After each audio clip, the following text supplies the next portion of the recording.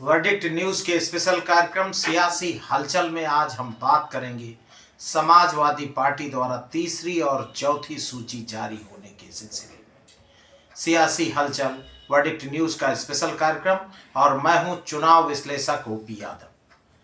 आज हम बात करेंगे समाजवादी पार्टी की तीसरी और चौथी लिस्ट पर। समाजवादी पार्टी के सुप्रीमो अखिलेश यादव ने तीसरी सूची जारी की और बड़ी ही रोमांचक तस्वीर साफ हुई है। समाजवादी पार्टी ने बिजनौर से यशवीर सिंह को चुनाव मैदान में उतारा है। बिजनौर जनरल सीट है और यशवीर सिंह पहले नगीना से समाजवादी पार्टी से मेंबर ऑफ पार्लियामेंट रहे हैं। थोड़े दिनों के लिए वो नाराज होकर जरूर बीजेपी में चले गए थे, लेकिन फिर उनकी घर वापसी हुई और अखिलेश यादव ने बगल की बिजनौर लोकसभा सीट से उनको ऑथराइज समाजवादी पार्टी का कैंडिडेचर का ऐलान कर दिया। दूसरी लोकसभा सीट नगीना की जो चर्चा थी पूरे देशव्यापी और मीडिया के गलियारों में कि यहाँ से आज़ाद समाज पार्टी के सुप्रीमो और प्रमुख दलित नेता चंद्रशेखर रावण चुनाव लड़ सकते हैं, लेकिन चंद्रशेखर जो अभी पिछले जो बाय इलेक्शन हुआ था खतौली में, वो समाजवादी पार्टी राष्ट्रीय लोकदल कंबाइन के कैंडिडेट के पक्ष में प्रचार करते नजर आए और मध्य प्रदेश में भी समाजवादी पार्टी सुप्रीमो अखिलेश यादव के साथ उन्होंने मंच साझा किया।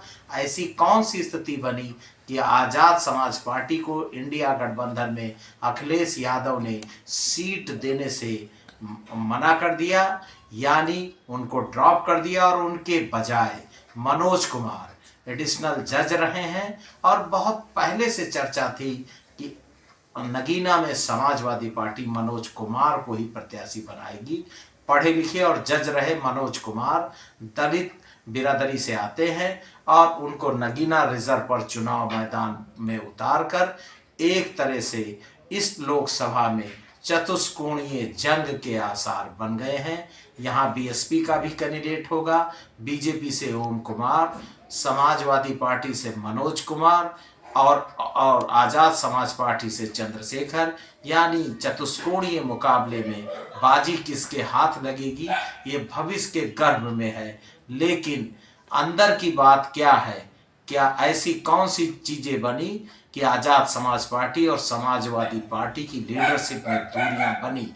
सबसे बड़ी रोचक तथ्य ये है कि चंद्रशेखर आज़ाद ने उन्होंने साफ साफ ऐलान कर दिया था कि वो प्रत्याशी के तौर पर नगीना लोकसभा से ही चुनाव लड़ेंगे और उनके वर्कर ने काफ़ी काम किया है, उनकी वहाँ उपस्थिति बहुत ही जोरदार है।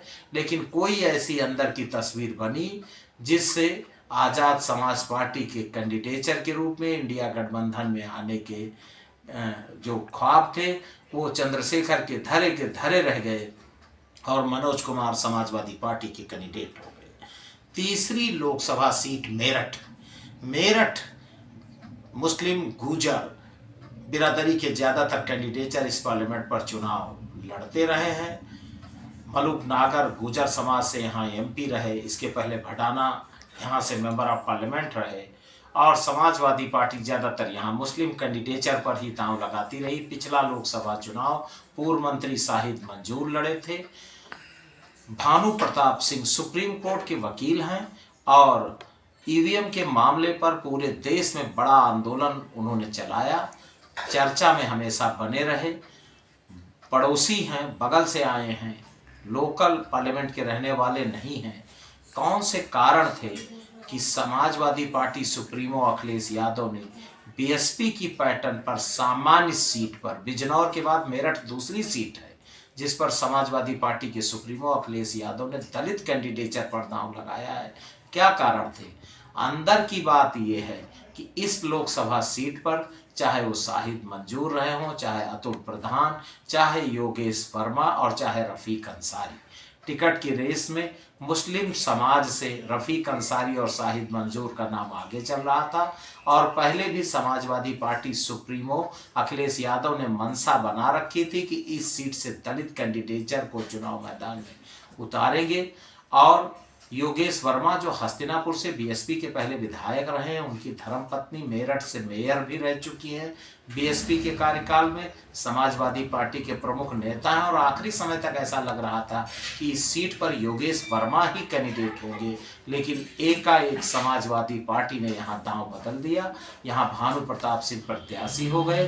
वो जो लगता है अंदर खाने कि जो ग्रुपिज्म था पिछले नगर निगम के चुनाव में, अतुल प्रधान जो अखिलेश यादव के नज़दीकी माने जाते थे, उनकी धर्मपत्नी मेयर का चुनाव लड़ी और सह और मात की लड़ाई में समाजवादी पार्टी मेरठ की मेयर की कुर्सी बहुत ही नज़दीकी मतों के डिफरेंस से गंवा बैठी। अखिलेश यादव को शायद इस चीज़ को लेकर के मलाल रहा होगा और उन्होंने सारे लोगों से बात करने के बाद जब बैठक हुई लखनऊ में, तो भानु प्रताप सिंह बैठक में थे।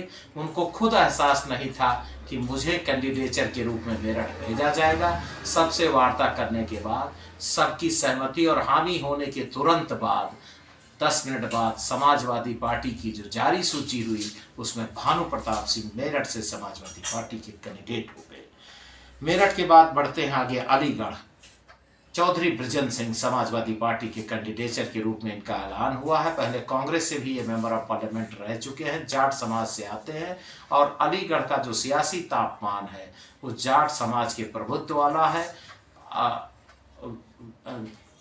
अतरौली को छोड़ दिया जाए, अतरौली में लोधी और यादव सेगमेंट है और उसको छोड़ दिया जाए तो इस पार्लियामेंट पे जाट समाज के कैंडिडेचर को देके अखिलेश यादव ने बड़ी मजबूती से चुनाव लड़ने का मन बना लिया है। जाट यादव मुस्लिम समीकरण के सहारे इस सीट पर समाजवादी पार्टी लड़ाई को रोचक बनाने के मूड में है। हाथरस से समाजवादी पार्टी के दलित नेता जसबीर वाल्मीकि कैंडिडेट हुए हैं